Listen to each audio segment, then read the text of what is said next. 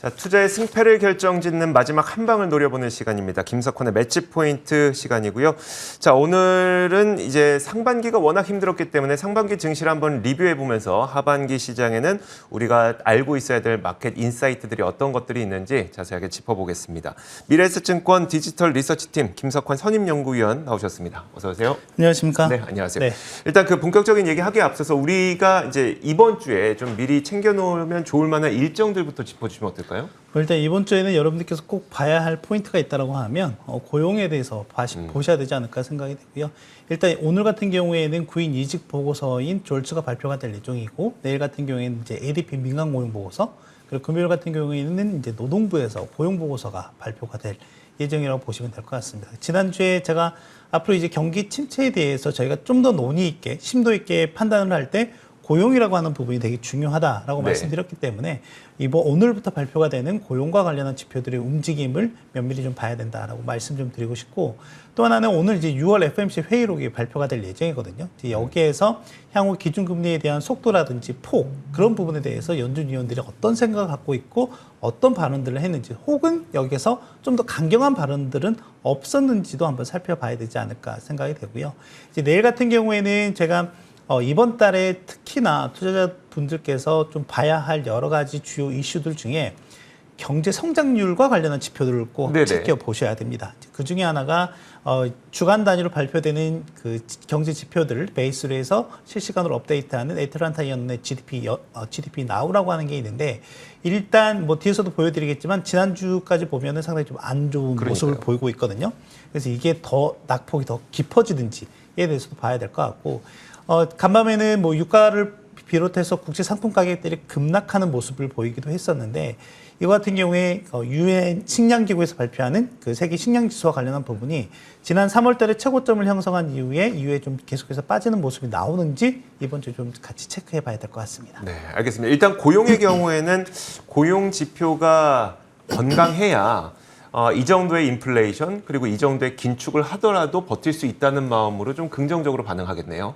네, 그렇죠. 그 최근에 보면 이제 고용과 관련해서 보면 아무래도 이제 기업들이 비용에 대한 부분이라든지 또는 경영상의 어려움 등등의 이유로 인해서 고용 계획을 축소한다라든지 또는 전면적으로 재조정하는 모습들이 좀 나타나고 있는 상황이라고 보시면 될 것 같거든요.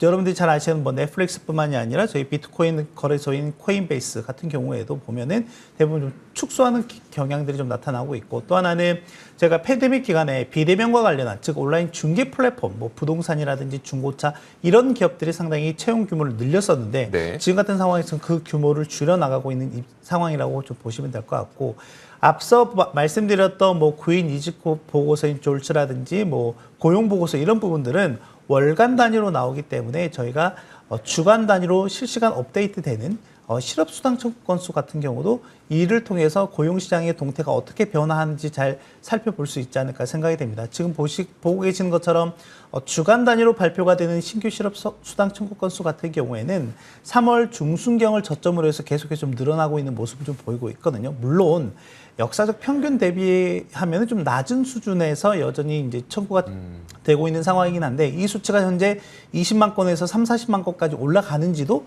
향후에 좀 체크해 볼 필요가 있을 것 같고, 그리고 또 하나는 연속적으로 받는 실업수당 청구 건수도 보면 지금 이제 더 떨어지지 않고 거의 한 130만에서 140만대에서 플랫한 모습을 좀 보이고 있기 때문에 향후에 이 주간 단위 수치가 계속 올라가게 되면 이 수치도 바닥을 찍고 턴어라운드 할 가능성이 있다라는 부분이죠. 그렇기 때문에 이런 부분들이 고용시장이 좀 더 타이트해지는 부분들, 그러니까 이 타이트하라는 게 지금은 약간의 수요와 공급 간의 미스매치이긴 하지만은 이게 정리해고라든지 또는 고용계획을 축소한다는 이런 등등의 이유로 인해서 나빠지는 모습들이 나타나는지를 체크해야 된다라고 말씀드리고 싶은 거죠. 네, 알겠습니다.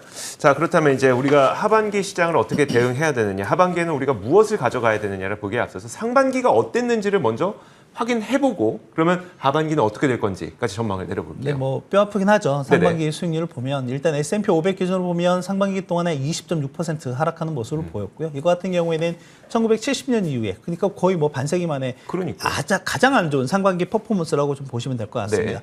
그러면 이때까지 상반기에 안 좋았던 해에, 그러니까 20%가 넘는 하락세를 보였던 해에 그 하반기 수익률은 어땠냐 라고 보면 평균적으로 20% 이상 반등하는 모습이 나타났었습니다. 워낙 상반기에 안 좋은 모습을 보이다 보니 하반기에는 기본적으로 재정이나 통화 정책에 대한 이런 기대감들 또는 경기 부양책에 대한 기대감들이 있었다라고 하는 거죠. 그런데 올 하반기에도 그런 부분들을 기대해 볼 수 있을까에 대해서는 역시 퀘션이다라고 그쵸. 하는 거죠. 네, 그렇기 때문에 결국에는 향후에 이런 부분들이 어떻게 전개되는지에 대해서는 좀 살펴봐야 될 것 같고, 다만 우리가 기대해 볼 수 있는 부분들 같은 경우에는 상반기에 좀 억누르고 있었던 악재 요인들, 그러니까 대표적으로 뭐 인플레이션이라든지, 그리고 그 인플레이션을 계속 자극하고 있는 뭐 전쟁이나 이런 다양한 요인들이 좀 완화되는 모습들이 관찰이 되는지, 그게 어떻게 보면 투자 심리 개선에 긍정적으로 작용할 가능성이 있다라고 보여집니다. 알겠습니다. 일단은 최근 흐름만 놓고 보자면 그래도 원자재 가격이 다소 안정세를 찾아가고 있기 때문에 만약에 이 방향대로 흘러간다면 사실 투자 심리도 개선될 가능성이 있겠지만 이게 잠깐 안정세를 보이다가 다시 한번 원자재 가격이 높아지게 되는 전쟁과 다른 이유로 인해서 그렇게 되면은 또 투자 심리가 악화되는 경로도 있을 수 있으니까 여러 가지 시나리오를 좀 열어놓고 하반기를 대응을 해야 될 것 같습니다. 자, 그러면 이제 우리가 하반기에 이미 진입을 했습니다만 이제 시작하는 단계니까 네. 하반기에는 좀 무엇을 미리 챙겨가면 가장 좋을까요? 일단 전체적으로 인사이트를 가져가실 때 역시 하반기의 키워드가 될 거니까 상반기에는 인플레이션이라고 했다라고 하면 여기에 대응을 하기 위해서 각국의 중앙은행들이 상당히 공격적인 불리시한 정책들을 좀 펼치고 있는 상황에서 수요가 둔화가 되고 경기 침체에 대한 가능성이 상당히 좀 커진 부분이라고 본다라고 하면 그 하반기에는 여러분들께서 이 경기 침체에 대한 부분을 좀 더 면밀하게 관찰하고 이해를 할 필요가 있지 않을까 생각이 되거든요. 우리가 미리 경기 침체를 알 수 있을까요? 이미 그런 조짐들이 나타나고 있다라고 보면 될 것 같고요. 네, 그런 측면에서 봤을 때 좀 제가 오늘 이제 말씀드리는 그런 부분들을 매일같이 챙겨볼 수는 없겠지만 가끔씩 뉴스라든지 또는 신문을 통해서 보실 때 이런 것들이 있었지에 대해서 한번 체크를 해보시면 좋을 것 같고, 그런 상황에서 포트폴리오를 좀 어떻게 관리해야 될지도 오늘 같이 좀 생각을 해보시면 좋지 않을까 생각이 됩니다. 네, 자 그렇다면 이제 경기 침체라는 것을 좀 그럼 미리 공부를 해놔야겠네요. 아무래도 이제 그럴 필요가 있을 것 같고요. 일단 최근에 일련의 흐름들을 좀 한번 살펴보면 지난주에 미국의 1분기 경제 성장률이 기존 잠정치보다 좀 더 안 좋게 나오는 모습들.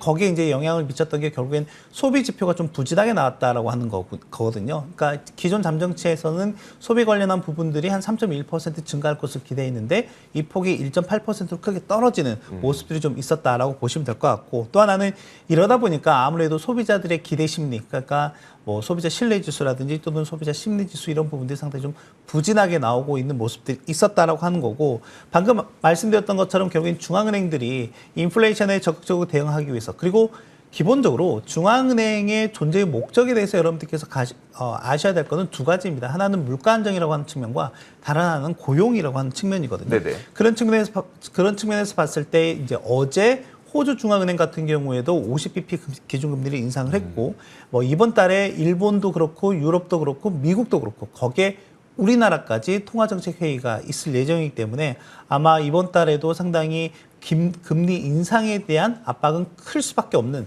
상황이다라고 보시면 될 것 같고요. 결국에 이제 이게 귀결되는 게 경기 침체에 대한 우려가 확산되는 부분이다라고 보시면 될 것 같은데, 제가 앞서 애틀란타 연은에서 발표한 GDP 나우라고 하는 부분을 좀 말씀드렸는데, 네.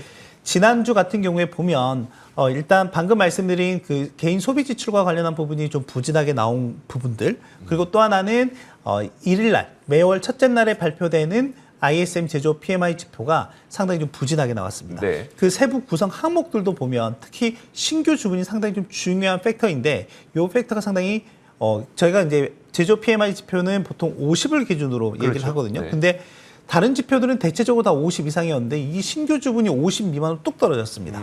그래서 이게 좀 상당히 부진한 부분에 대해서, 그러니까 앞으로 제조업 경기가 힘들 수도 있겠구나라고 하는 부분에 대해서 좀 반영을 한 부분이라고 보시면 되겠고, 기업들의 재고라든지 고용에 대한 부분들도 앞으로 전망이 좀 부진하게 전망이 되면서 이 애틀란타 연은의 GDP 나오가 좀 급감하는 모습을 좀 보였고요. 2분기 경제 예상 성장률이 현재 마이너스 2.1%까지 내려와 있는 상황이라고 보시면 될 것 같고 뭐 경험칙으로 보면 1분기도 역성장했고 2분기도 만약에 역성장이 된다라고 하면 2개 분기 연속 역성장을 하게 되면 경험칙으로는 기술적 침체에 들어갔다라고 네네. 얘기를 하거든요. 그런데 간밤에 여러분들이 1년에 좀 동태를 좀 살펴보시면 저희가 보통 국채금리 얘기를 좀 많이 하잖아요. 네네. 실제 연준의 강한 긴축 정책으로 인해서 쭉 올랐던 그러니까 국채금리 그러니까 10년물 국채금리가 거의 3.5%대까지 갔었고요. 그리고 2년물 국채금리 같은 경우에도 거의 3.45%까지 붙은 이런 모습들이 나타났었는데 이게 지금 2.8%까지 뚝 떨어졌거든요. 네. 이건 결국에는 이제 향후의 경기 침체에 대한 부분을 강하게 좀 반영을 하고 있는 거다. 그럼에도 불구하고 중앙은행의 긴축 스탠스는 당분간 유지가 될 가능성이 높다라고 보니까 10년물과 2년물 간의 약간 역전 현상이 또 오늘 발생했거든요. 지금도. 네네. 네, 그런 부분들이 좀 나타나고 있다라고 보시면 될 것 같습니다. 알겠습니다.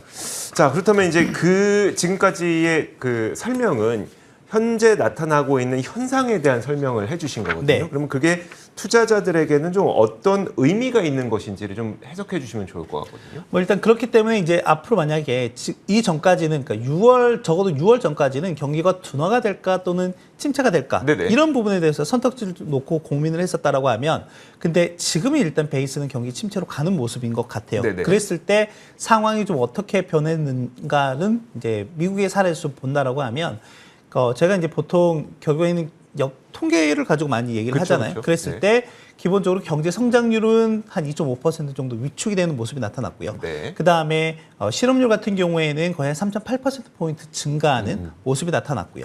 그리고 또 하나는 기업 이익이라든지 이런 부분들이 한 15% 정도 감소하는 모습이 나타났었거든요. 네네. 그래서 지금 시점에서 저희가 뭐 경제 성장률이 떨어지고 있고 실업률이 올라갈 수 있다라고 하는 부분은 어느 정도 인지하고 있는 상황이긴 해요. 제가 그래서 고용과 관련한 부분을 계속해서 말씀드렸기 네네. 때문에. 그런데 다음 주부터 시작되는 2분기 실적 시즌과 관련해서 여러분들께서 보실 부분은 지금 기업 이익에 대한 추정치가 크게 감소하고 있지 않은 상황이거든요. 네네. 그래서 지금 미국 월가나 이런 부분에서 향후에 만약에 이 기업 이익 추정치가 추가적으로 조정되는 모습이 나온다라고 하면 네.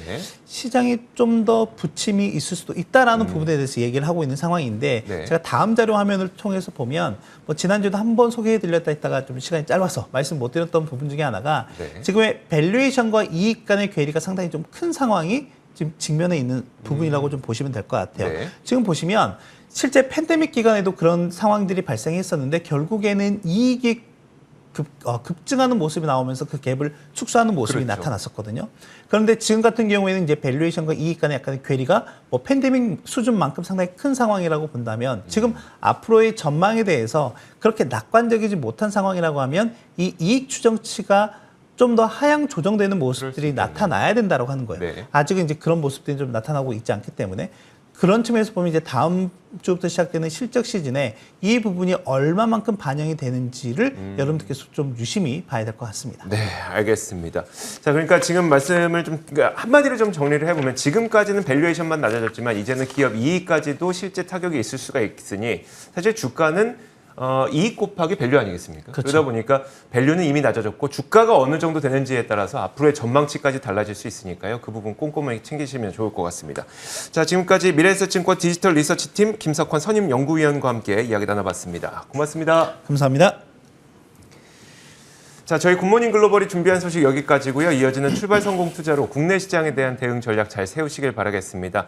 저희 굿모닝 글로벌의 공식 유튜브 채널인 월가워즈도 많은 사랑 부탁드리도록 하겠고요. 유튜브 검색창에 월가워즈 검색하시면 쉽게 들어오실 수 있습니다. 자, 오늘은 여기까지 하겠습니다. 함께해 주신 여러분 고맙습니다.